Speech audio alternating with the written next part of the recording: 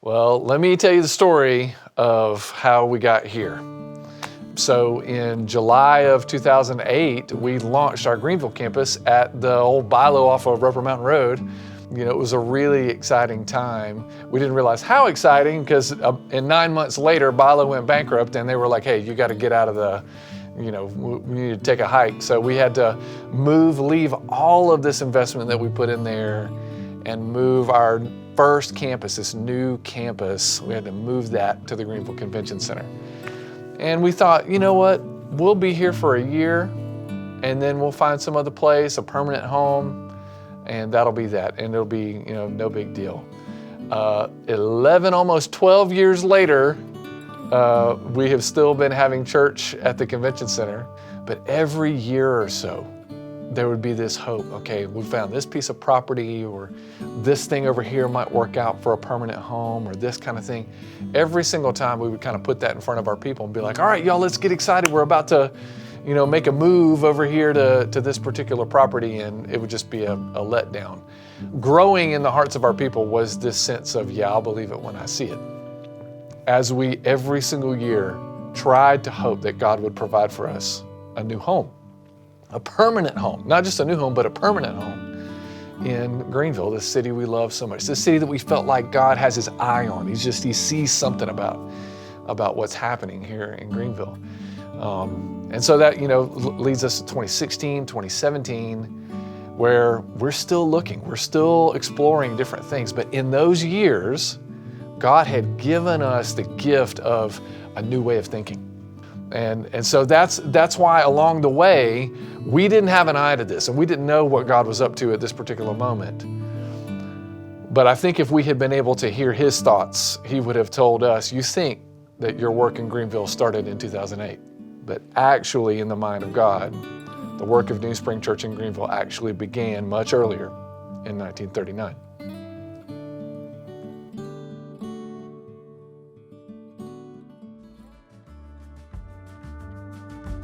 Yeah, Eastlan has always been a big part of my life. I was born into the church. My mom and dad I don't think they were charter members, but they came here slightly after the church had started.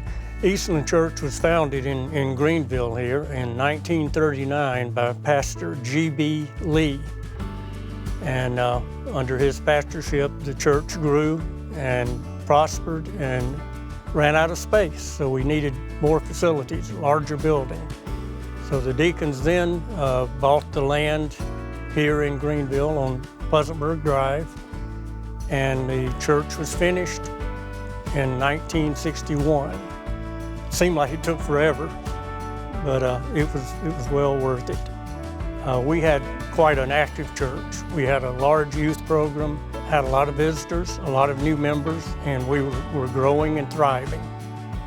Yeah, in the early 70s, when I got out of the service and came back, our membership dropped off. Shortly after that, we began losing young families and children. And so we eventually, over the years, became an elderly church, mainly elderly members.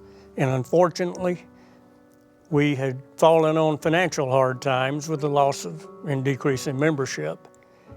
And so it became a struggle to try to keep things going. We're getting towards the end of our rope. We had tied a knot in the end and we were hanging on to it, but we were swinging in the wind. But barring a miracle, we were probably within 1 to 2 months of closing the door of this facility and on Eastlan Church.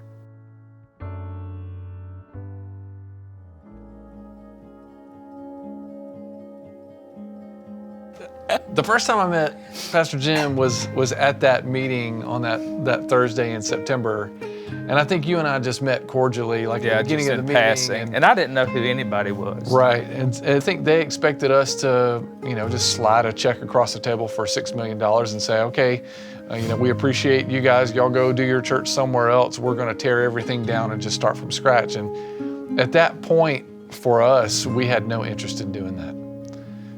God was doing something brand new in our hearts. And it was very clear to see in that meeting that God wanted us to become family together, and that this was the opportunity that he'd been planning for the Greenville campus for years and years and years, and we had no idea.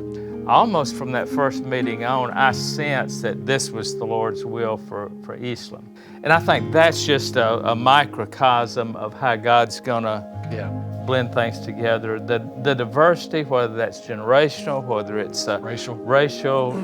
We realized that this adoption process, it was NewSpring adopting Eastlan, a strong organization adopting a weaker one.